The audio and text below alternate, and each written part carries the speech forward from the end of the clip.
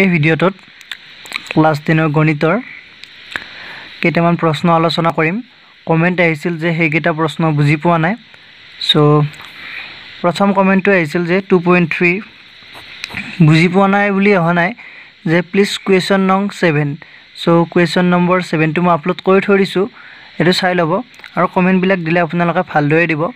মই আগতে কৈছো যে কোনটো বুজি পোৱা নাই হেতু ভালদৰে লিখি দিব, তেতিয়া চাবলৈ সহজ হয়। এতিয়া নেক্সট কমেন্ট আহিছিল যে 3.1 ৰ এটা অংকত কমেন্ট আহিছিল যে আমি যিবিলাক 3.1 ৰ গ্ৰাফৰ অংক কৰিছিলো, গ্ৰাফত মান x ৰ মান উলিয়াই লৈছিলো, সেই মান উলিয়াটো বুজি পোৱা নাই বুলি কমেন্ট আহিছিল। সো ইয়াৰ বাবে মই এটা সিম্পল উদাহৰণ লম, কিতাপৰ তেনেকুৱা অংক কৰিবলৈ নাযাও। চাব,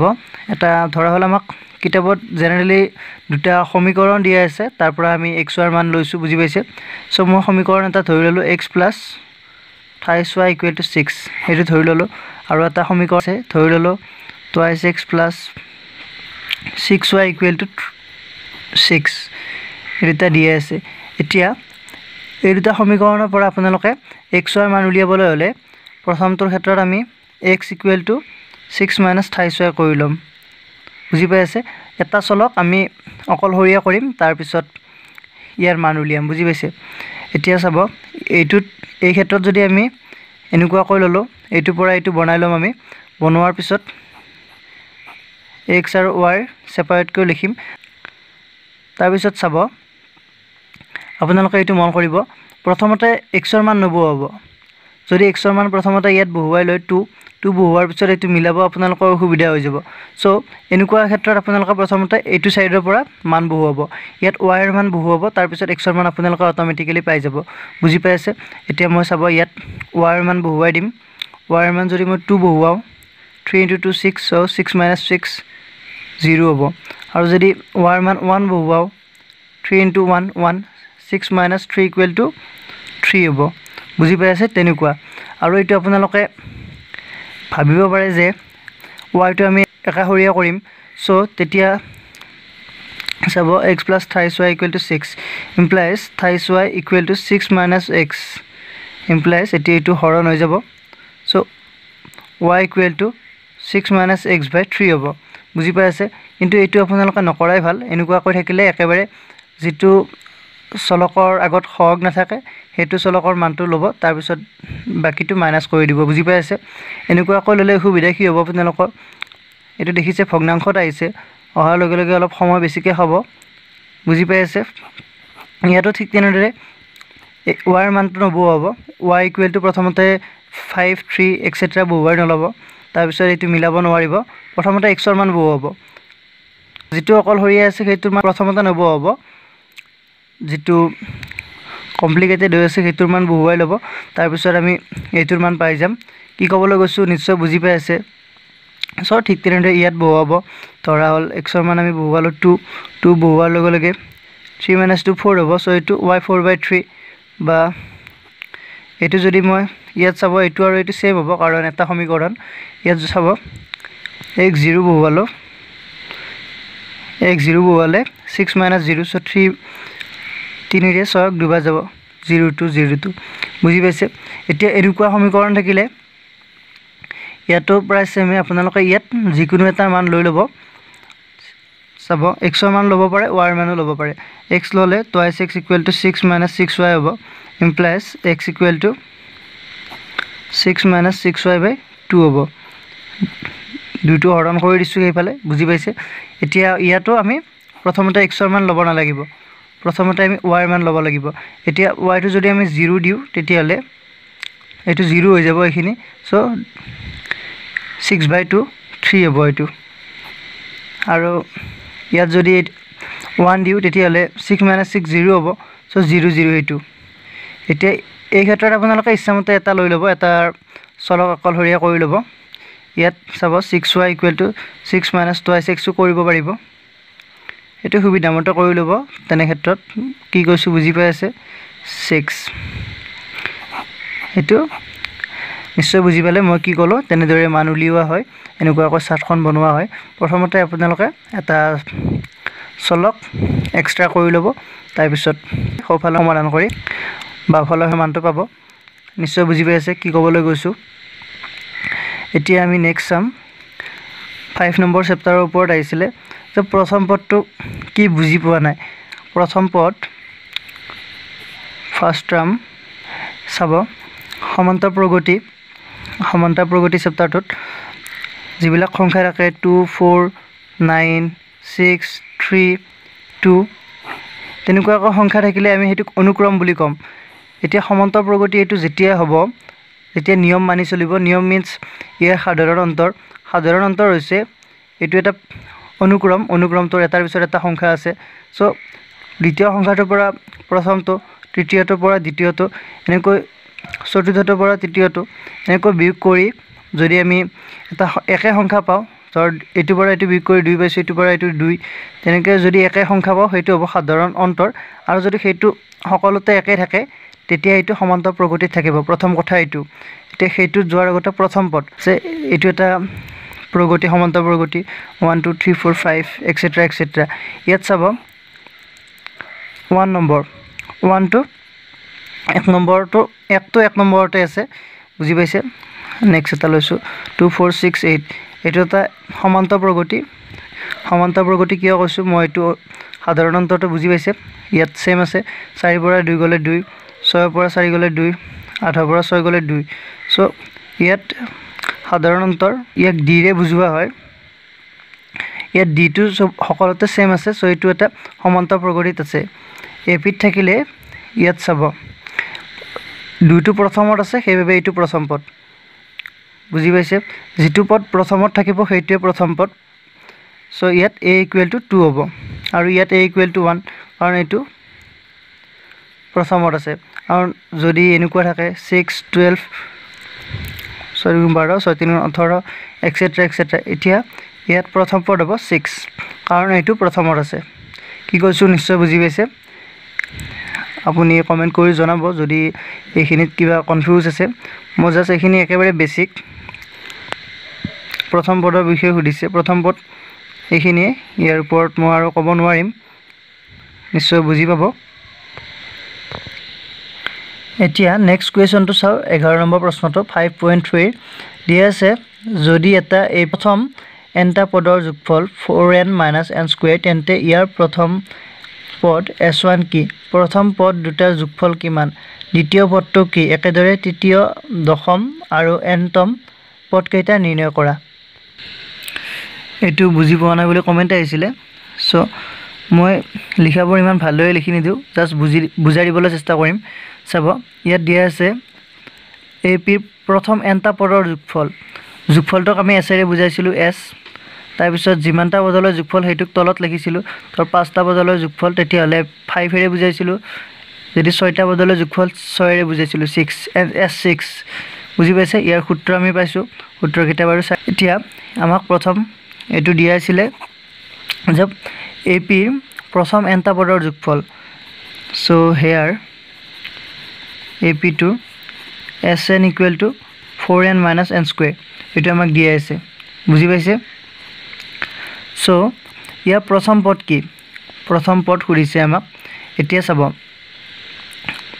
sn nটা পদলৈ যোগফল আছে এতিয়া আমি জেনাৰেলি যদি প্ৰথম পদৰ যোগফল উলিয়াব যাম s1 দ্বিতীয় মিন্স দুটা পদৰ যোগফল উলিয়াব গলে s2 তিনিটা পদৰ যোগফল উলিয়াব গলে s3 তেনেকৈ ব্যৱহাৰ কৰিম চাৰিটা পদৰ যোগফল উলিয়াব গলে s4 এতিয়া প্ৰথম পদৰ যোগফল মিন্স এটা পদৰ যোগফল দুটা পদৰ যোগফল এটা পদৰ যোগফল মিন্স বুজি পাইছে এটো প্ৰথম পদ হ'ব কাৰণ এটোৰ লগত একো যোগ নহব বুজি পাইছে চাব ইয়াত a = s1 হ'ব s1 = চাব n ৰ ঠাইত আমি 1 বহুৱাম 4 * 1 4 - 1² mean 1 = 3 সো প্ৰথম পদ 3 হ'ব ইয়াৰ পিছত দ্বিতীয় পদলৈ যোগফল কেনেকৈ উলিয়াম আমি চাব s2 হ'ব কাৰণ দুটা পদৰ যোগফল s2 আমি তেনেকৈ বুজাও s ৰে বুজাও সো দুটা পদৰ যোগফল উলিয়াব গলে s2 ব্যৱহাৰ কৰিম সো s2 = চাব দুটা পদৰ যোগফল ইয়াত চাব এনৰ ঠাইত আমি 2 বহুৱাইছোঁ সো ইয়াতো 2 হ'ব 4 * 2 8 মাইনাস এটো 2 square so 2 square mean 4 equal to 18 4 গলে 4 হ'ব এটো বুজি পাইছে এটো হৈছে দুটা পদৰ যোগফল ইয়াত এই পদটো সোমাই আছে প্ৰথম পদটো ইয়াত সোমাই আছে কি কৈছো নিশ্চয় বুজি পাইছে এটো প্ৰথম পদ কেনেকৈ হল বুজি পাইছে s1 মিন্স এটো কাৰৰ লগত যোগ হৈ থকা নাই এটো প্ৰথম পদ তাৰ পিছত s2 মিন্স প্ৰথম পদ আৰু দ্বিতীয় পদৰ যোগফল s3 মিন্স প্ৰথম s2 প্লাস a3 হ'ব দুটা পদলৈ যোগফল তাৰ পিছত আকৌ 3 নম্বৰ পদটো যোগফল হ'ব সো s3 হ'ব হেতু চাব প্ৰশ্নটোত প্ৰথম পদ দুটাৰ যোগফল কিমান হৰিছে সো প্ৰথম পদ দুটাৰ অৰ্থাৎ s2 দুটাৰ কথা কৈছে সো s2 উলিয়াইছো আমি 8 - 4 = 4 সো এইখিনি পাইছো আমি এইটো সূত্ৰ ব্যৱহাৰ কৰি আমাক দিয়া আছে n টা পদলৈ যোগফল 4n - n স্কয়াৰ সো দুটা পদলৈ যোগফল পালো আমি 4 বুজি পাইছে এতিয়া খুদিছে আমাক দ্বিতীয় পদটো কি এতিয়া দ্বিতীয় পদটো আমি কেনেকৈ উলিয়াম চাব ইয়াত s2 = 4 আমি পালো 4 পালে এতিয়া s2 মিন্স প্ৰথম পদ আৰু দ্বিতীয় পদৰ যোগফল বুজি পাইছে s2 দুটা পদলৈ যোগফল অৰ্থাৎ দুটা পদ হলে প্ৰথম পদ আৰু দ্বিতীয় পদটো সোমাই থাকিব প্ৰথম পদ আমি a বা s1 আমাক s1 কিতাপত হিন্টু আমাক দিয়া আছে যে প্ৰথম পদটো s1 হ'ব হেতু আমাক দিয়া আছে সো বুজি পাইছে s1 + a2 হ'ব ইকুৱেল টু 4 দুটা পদৰ যোগফল প্ৰথম পদটো s1 আৰু দ্বিতীয় পদ এই দুটা যোগ কৰি আমি 4 পাইছো আৰু এইটো 4 আমি সূত্ৰ ব্যৱহাৰ কৰি উলিয়াইছো সূত্ৰ মিন্স এটো আমাক দিয়া আছে n টা পদলৈ যোগফল 4n - n স্কয়াৰ ইমপ্লাইজ এটা ইয়াৰ পৰা a2 = 4 মাইনাস s1 ৰ মান বহুৱাই দিম s1 ৰ মান আমি প্ৰথমতে পাইছিলো সো 4 - 3 = 1 নিশ্চয় বুজি পাইছে এইটো পালো আমাক এতিয়া খুদিছে একেদৰে তৃতীয় দশম আৰু nতম পদ কেইটা নিৰ্ণয় কৰা তৃতীয় পদ উলিয়াবলৈ গলে আমি s3 লাগিব সো হেয়াৰ s3 = ইয়াত s3 কি হ'ব চাব তৃতীয় পদ চাব আমাক তৃতীয় পদ উলিয়াব দিছে তৃতীয় পদটো আমি s3 এই কাৰণে লৈছো তৃতীয় পদটো আমি পাম দুটা পদলৈ যোগফলৰ লগত যদি আমি তৃতীয় পদটো যোগ কৰো তেতিয়ালে তিনিটালৈ যোগফল পাম এটো কৰিলে s3 পাম এইখিনি কথা নিশ্চয় আপোনালোকে বুজি পাব যে প্ৰথম দুটা পদলৈ যোগফল কৰাৰ পিছত তাৰ লগত যদি আমি 3 নম্বৰ পদটো যোগ দিও তেতিয়া হলে আমি প্ৰথম তিনিটা পদৰ যোগফল পাম সো s3 = এতিয়া চাব s3 = প্ৰথমতে আমি ইয়াত সূত্ৰ ব্যৱহাৰ কৰি লম সূত্ৰ ব্যৱহাৰ কৰিলে 4 * 3 12 - 3 স্কয়াৰ মিন 9 সো আমাক খুদিছে তৃতীয় দশম আৰু nতম পদ কেইটা নিৰ্ণয় কৰা পদ উলিয়াব দিছে সো s3 ক আমি এটো ভাঙি দিম s2 + a3 বুজি পাইছে প্ৰথম দুটা পদলৈ যোগফল তাৰ পিছত আকৌ 3 নম্বৰ পদটো যোগ কৰি দিছো তেতিয়া আমি 3 নম্বৰ পদলৈ যোগফল পাইছো s3 a2 means a2 equal to 12 9 গলে 3 ইমপ্লাইজ a3 = a3 উলিয়াব দিছিলে a3 = 3 মাইনাস এটা s2 ৰ মান আমি পালো আগতে s2 = 4 সো 3 - 4 = -1 নিশ্চয় বুজি পাইছে কিতাপত এনেকৈ দিয়া আছে a3 = s3 - s2 নিশ্চয় এইখিনি এটো মই জাস্ট বুজিবৰ বাবে এনে কৰিছো বুজি পাইছে এইখিনি জাস্ট সেম হ'ব এতিয়া নেক্সট আমি দশম সো দশমলৈ হলে আমি প্ৰথমতে s10 উলিয়াম s10 10 নম্বৰ পদলৈ আপোনালোকে এনেকুৱাকৈ কৰিব পাৰে ইয়াত a10 = s10 - s9 কৰিব পাৰিব মই বুজিবৰ বাবে অলপ সহজভাৱে কৰি দিছো s10 so 4n - n square আছিল 4 * 10 40 - n square means 10 square so 100 = -60 হ'ব এতিয়া চাব s10 মিন আগৰ 9টা পদলৈ যোগফল s9 + a10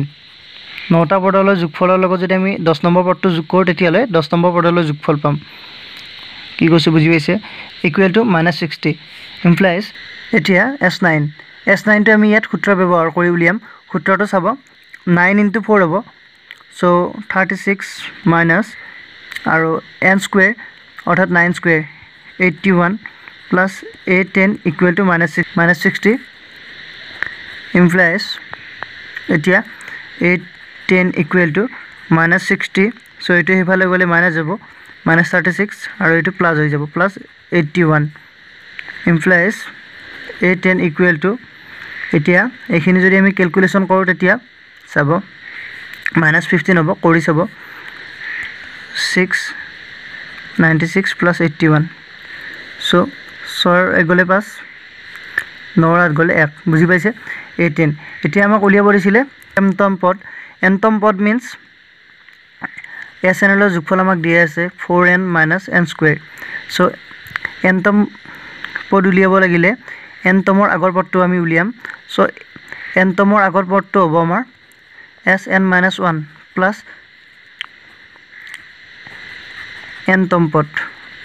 4n - n square এইটো এখিনি বুজি পাইছে আমাক দিয়া আছে nতম পদলৈ যোগফল এইখিনি সো nতম পদলৈ যোগফলটো পাবলৈ হলে nতমৰ আগৰ পদটোলৈ যোগফলৰ লগত তাৰ লগত আমি nতম পদটো যোগ দিব লাগিব কি কৈছো নিশ্চয় বুজি পাইছে এইখিনি মোৰ কোতে অলপ উলট পালট হ'ব পাৰে জাস্ট ভালদৰে চাব এইটো হৈছে nতম পদলৈ যোগফল সো nতম পদলৈ যোগফল পাবলৈ হলে nতমৰ আগৰ পদলৈ যোগফলৰ লগত